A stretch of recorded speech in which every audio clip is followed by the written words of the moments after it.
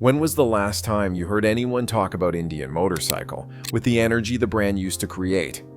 Almost never. And that tells you everything. There was a time when this name commanded American roads like no other. Founded in 1901, Indian dominated motorcycle racing, military contracts, and the imagination of riders everywhere. For decades, they were America's motorcycle. Then came 2011.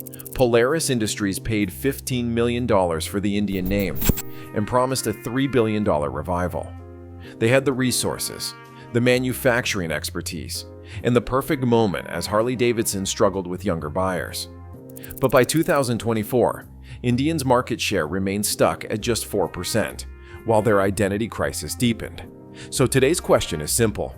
How did a company with 120 years of motorcycle heritage and $3 billion in backing manage to confuse an entire generation of riders about what they actually stood for? The story begins in 1901 in a bicycle factory in Springfield, Massachusetts. George Hendy, a former bicycle racing champion, partnered with Oscar Hedstrom, a skilled engineer who had been building motorized bicycles in his spare time. Together, they founded the Hendy Manufacturing Company, later renamed Indian Motorcycle Company, America's first motorcycle manufacturer, predating Harley-Davidson by 2 years. What separated Indian from early competitors wasn't just timing, but innovation. Hedstrom's engineering genius gave us the first twist grip throttle control, a revolutionary concept that's standard on every motorcycle today. By 1905, Indian introduced electric lighting on its motorcycles, when most vehicles still used oil lamps. In 1914, it debuted the electric starter, eliminating the dangerous kickstart that had caused countless injuries. Indian's racing heritage defined American motorcycling's early days. Between 1911 and 1913, they won every major race they entered. At the 1911 Isle of Man Tourist Trophy, Indian riders finished first, second, and third, shocking European manufacturers. In 1920, an Indian motorcycle became the first to exceed 100 miles per hour, setting speed records that would stand for years. When America entered World War I, Indian answered the call. The U.S. military ordered over 50,000 motorcycles from Indian during the war, with about 41,000 actually delivered. Military scouts, messengers, and police units relied on these machines in the muddy fields of Europe. Images of American soldiers astride Indian motorcycles became powerful symbols of American industrial might and technological prowess. Beyond their functional capabilities, Indian motorcycles captured something essential about the American spirit in the early 20th century. As the country industrialized and urbanized, Indians represented freedom, adventure, and the open road. Newspaper magnate William Randolph Hearst was an avid Indian rider and promoter. Hollywood embraced the brand, and early film stars like Tom Mix were frequently photographed on their Indians. The company was not just selling motorcycles, they were selling the American dream on 2 wheels. Indians' market dominance in their golden era is difficult to overstate. By 1913, Indian controlled 42% of the American motorcycle market, selling over 32,000 units annually. In several key years before 1920, they outsold all other motorcycle manufacturers combined. The Springfield factory expanded to over 1,000 workers, producing motorcycles at a rate competitors could not match. This era birthed Indian's most iconic models. The Scout, introduced in 1920, featured a 600 cubic centimeter V-twin engine known for reliability and smooth power delivery. It became the favorite of everyday riders and police departments nationwide. Then came the Chief in 1922, with its larger 1,000 cubic centimeter engine and distinctive valanced fenders, a design element that would define Indian's visual identity for generations. These were not just motorcycles. They were rolling American icons. Indian's cultural footprint expanded beyond enthusiasts. More than 1,000 police departments across America used Indian motorcycles. Hollywood embraced the brand, and actors like Clark Gable, John Wayne, and Steve McQueen were known Indian riders. When people visualized American motorcycling in the first half of the 20th century, they pictured Indian. The engineering excellence behind this success was substantial. Indian's V-twin engines were marvels of reliability and power. Their leaf spring front suspension offered superior handling compared to the rigid forks of competitors. The 3-speed transmission, introduced in the Scout, provided smooth power delivery that other motorcycles could not match. These were not just beautiful machines, they were technically superior in ways that mattered to riders. Indian's reach extended far beyond American shores. Dealerships opened across Europe, South America, and Australia. Their racing success continued internationally, with victories in Grand Prix events across Europe. By the 1930s, Indian had established itself as America's premier motorcycle export, a symbol of American engineering excellence that commanded respect worldwide. The first signs of trouble emerged during World War II. While receiving lucrative military contracts should have strengthened Indian, the company made a critical financial miscalculation. They decided to focus almost exclusively on military production. The Model 841 was designed specifically for desert warfare. But when the military changed direction and chose Harley-Davidson's WLA model for most applications, Indian was left without the orders it had expected, even after investing heavily in specialized equipment.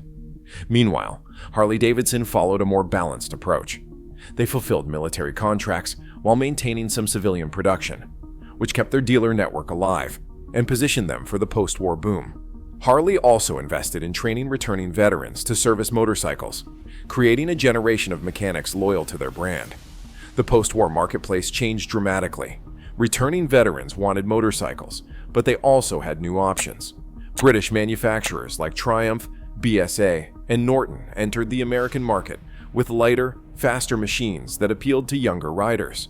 Indian's heavyweight models suddenly seemed dated.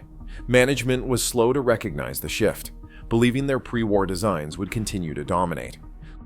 Quality control issues began plaguing Indian's production. The company rushed new models to market without adequate testing. The 1949 Aero and Scout models suffered from persistent mechanical problems. Dealers reported engines overheating, transmissions failing, and electrical systems proving unreliable. For a brand built on engineering excellence, these failures were devastating to customer confidence. The financial strain became insurmountable. Indian's management attempted a merger with the British company AJS, but the deal fell through. By 1953, after 52 years of continuous production, the original Indian Motorcycle Company declared bankruptcy and closed its Springfield factory. America's first motorcycle manufacturer was gone, leaving thousands of loyal riders without support and watching as Harley-Davidson claimed the mantle of America's motorcycle company. For nearly 60 years, the Indian name bounced between various owners and revival attempts. Small companies produced limited runs of Indian-branded motorcycles, but none captured the essence or success of the original. Then came 2011, when Polaris Industries, a power sports giant known for snowmobiles, ATVs, and their Victory motorcycle line, purchased the Indian name for $15 million. Polaris promised something unprecedented. They pledged a $3 billion investment to restore Indian to its former glory. With manufacturing facilities, engineering talent, and distribution channels already in place, they seemed perfectly positioned to succeed where others had failed. Industry analysts called it the most promising attempt to revive Indian in decades. But almost immediately, Polaris made a decision that would haunt the brand. They tried to serve two masters. On one hand, they developed motorcycles with vintage styling, the iconic valenced fenders, leather saddles, and heritage paint schemes that appealed to nostalgia-driven buyers. On the other hand, they equipped these retro-looking machines with thoroughly modern technology, liquid-cooled engines, ride-by-wire throttles, and advanced suspension systems aimed at performance-oriented riders. The result was motorcycles caught between two worlds. The 2014 Chief Classic looked vintage, but performed like a modern motorcycle. Heritage enthusiasts found it insufficiently authentic, too smooth, too refined, lacking the mechanical character of vintage Indians. Performance riders, meanwhile, were put off by styling that seemed backward-looking and conservative. The bikes were technically excellent, but they suffered from an identity crisis that confused potential customers. This confusion extended to their marketing. One campaign would lean heavily into heritage, featuring sepia-toned imagery and emphasizing the company's 1901 founding. The next would highlight performance and modern technology, positioning Indian as a forward-thinking brand. Television commercials emphasized tradition, while YouTube content focused on performance. There was no cohesive voice, no clear message about what Indian represented in the 21st century. dealers found themselves unable to clearly articulate Indian's value proposition. When potential customers walked into showrooms, salespeople could not deliver a consistent message about what made Indian special. Was it tradition, performance, or American manufacturing? The confusion at corporate translated directly to confusion on the sales floor, with each dealer developing their own interpretation of the brand. By 2018, the consequences of this identity confusion became clear in the numbers. Despite Polaris's massive investment, Indian's market share remained stubbornly stuck around 4%. For comparison, Harley-Davidson, despite their own struggles with younger riders, still commanded over 50% of the American heavyweight motorcycle market. The expected growth simply was not materializing. Customer data told an even more concerning story. Heritage-focused buyers, those drawn to classic styling and American tradition, were increasingly choosing Harley-Davidson's heritage softail models instead of Indian motorcycles. These customers reported feeling that Harley offered a more authentic connection to American motorcycling tradition. Meanwhile, performance-oriented riders were selecting European options like BMW and Triumph, or Japanese alternatives from Honda and Yamaha. Indian's attempt to satisfy both groups left them appealing strongly to neither. Inside the company, tensions developed between engineering teams. Those focused on engineering metrics pushed for more modern components, lighter materials, and cutting-edge technology. Heritage-focused designers argued for maintaining traditional aesthetics and mechanical simplicity. Without clear leadership direction on brand identity, these conflicts created compromised products that excelled in neither area. Dealer frustration mounted as inventory sat on showroom floors. The average time to sell an Indian motorcycle stretched to 118 days, compared to 76 for comparable Harley-Davidson models. Dealers reported potential customers expressing confusion about what Indian represented and how it differed from other options. Many would test ride an Indian, express admiration for its quality, but ultimately purchase a competitor's product with a clearer brand identity. Financial performance reflected these challenges. While Polaris as a company remained profitable thanks to their diverse powersports portfolio, the motorcycle division struggled to meet expectations. Public financial filings revealed that the motorcycle segment, which included both Indian and the now discontinued Victory brand, consistently underperformed projections. The promised return on the $3 billion investment remained elusive. Indian's first critical mistake was falling into what brand strategists call the heritage trap. When a brand has 120 years of history, that legacy becomes both a blessing and a curse. Indian tried to honor many aspects of their past: the board track racers of the 19-teens, the scouts of the 1920s, and the chiefs of the 1940s, while simultaneously building thoroughly modern motorcycles.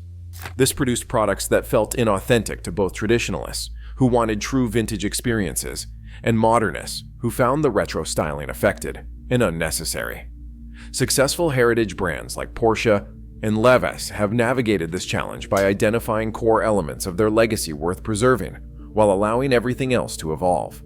Indian never clearly defined which aspects of their heritage were essential, and which could be reimagined. Instead, they attempted to preserve everything externally while modernizing everything internally, creating motorcycles that felt like costumes rather than authentic expressions of their identity. The second critical mistake was customer confusion through product proliferation. By 2023, Indian offered over 20 different motorcycle models across 5 distinct product families. The Scout lineup targeted new riders with accessible pricing and lighter weight.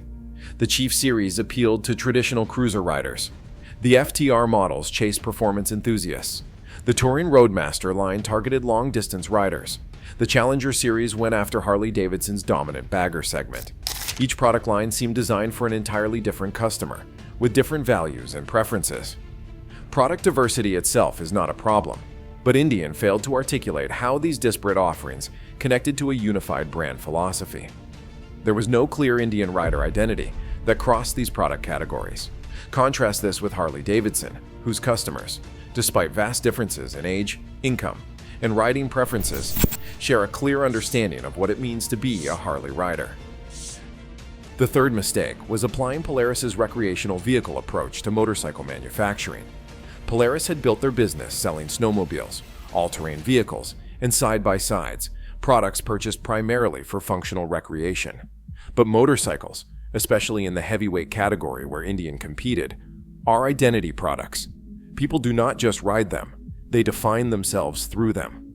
The word that matters here is identity. Polaris approached Indian as though superior specifications, build quality, and value would naturally win customers.